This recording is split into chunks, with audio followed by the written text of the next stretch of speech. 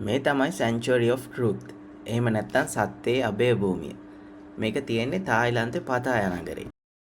සම්පූර්ණයෙන්ම ලීයෙන් හැදිච්ච මේ දැවැන්ත මාලිගාව දැක්කම ඕනම කෙනෙක් මවිතයටපත් වෙනවා.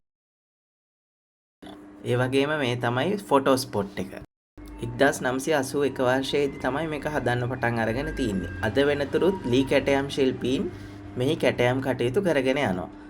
කාන්තා පිරිමි ભેදයකින් තොරව අතිදක්ෂ කැටයම් ශිල්පීන් මේ නිර්මාණයේ කැටයම් කටයුතු සඳහා දායක වෙනවා. තායිලන්තයේ හිටපු කෝටිපති ව්‍යාපාරිකයෙක් වෙන ලෙක් රිපියන් මහත්තයා තමයි මේ නිර්මාණය කරන්න මුල පුරන්නේ. එතුමාගේ අරමුණ වෙලා තියෙන්නේ නැගෙනහිර දර්ශනය, කලාව සහ සංස්කෘතිය අනාගත පරපුර වෙනුවෙන් සුරක්ෂිත කරන්න. මෙන්න මේ වගේ ආරක්ෂිත හිස්වැසුමක් දාගෙන තමයි මේක ඇතුළට යන්න පුළුවන්. මේ තියෙන්නේ ගොඩනැගිල්ලේ සැලැස්ම. කිසිදු ලෝහමය සම්බන්ධකයක් නැතුව ටීක් ලීයෙන්, එහෙම නැත්නම් තේක්ක ලීයෙන් තමයි මේ ගොඩනැගිල්ල ගොඩනංවලා තියෙන්නේ. ඒ වගේම මෙහි තියෙන සෑම මූර්තියක්ම නිර්මාණය කරලා තියෙන්නේ පාරම්පරික ලී කැටයම් ශිල්ප ක්‍රම භාවිත කරලා. මේකේ ඉහළට වෙන්න තියෙන කුළුණු දේව ප්‍රතිමා දකින්නකොට මතක් වෙන්නේ තායි, කම්බෝජ, චීන සහ ඉන්දියානු සංස්කෘතීන්ගේ සම්මිශ්‍රණයක්.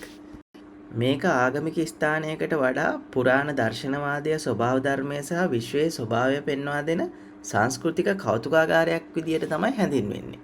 මේ ස්ථානයේ වැඩ අදටත් සිද්ධ වෙන නිසා මේ සඳහා වරින් වර තායි, බුරුම අතිදක්ෂ කැටයම් නිර්මාණ ශිල්පීන් සිය ගණනක් සහභාගී වූ බව තමයි සඳහන් වෙන්නේ. ලෙක් රිපියන් මහත්තයාගේ නිර්මාණශීලී දර්ශනයත් එක්ක අතිදක්ෂ කැටයම් නිර්මාණශීලීන්ගේ හැකියාවත් එක්කව කරාම මේ නිර්මාණය මේ විදියට ගොඩනංවලා තියෙනවා. එතකොට ඔවුන් මේ නිර්මාණය වෙනුවෙන් වෙච්ච සෑම මහන්සියක්ම මේ වෙලාවේ අගය කරන්න ඕන. ඒ වගේම මේකේ තියෙන සෑම කැටයමක්ම පිටිපස්සේ ගැඹුරු දර්ශනවාදයක් තියෙනවා. හින්දු සහ බෞද්ධ පුරාණ කතා, දෙවිවරු, අద్භූත ජීවීන්, ඒ වගේම නැගෙනහිර ආසියාතික විශ්වාසයන් මේකේ මනාව නිරූපණය කරලා තියෙනවා. මේ මාලිගාවේ සිව්දෙසට විහිදිලා තියෙන කුළුණු සහ මූර්ති වලින් පෘථුවිය, ජලය, ගින්න හා වාතය යන මූලික ධාතුන් වගේම විශ්වයේ ස්වභාවය සංකේතවත් කරනවා. මිනිසා සහ ස්වභාව ධර්මය අතර ඇති සම්බන්ධය දැඩිව අවධාරණය කරනවා. ඔබත් පතායා නගරයට යනවා නම් අනිවාර්යයෙන්ම නරඹන්න ඕන තැනක් තමයි Sanctuary of Truth කියන්නේ.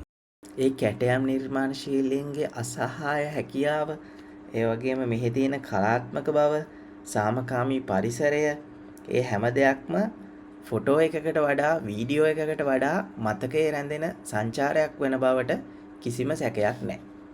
එතකොට මේ වීඩියෝ එකට කැමති නම් ලයික් එකක් දාලා ෂෙයා කරන්නත් අමතක කරන්න එපා. එහෙනම් අපූර්ව තායිලන්තේ තවත් වීඩියෝ එකකින් හම්බ වෙමු.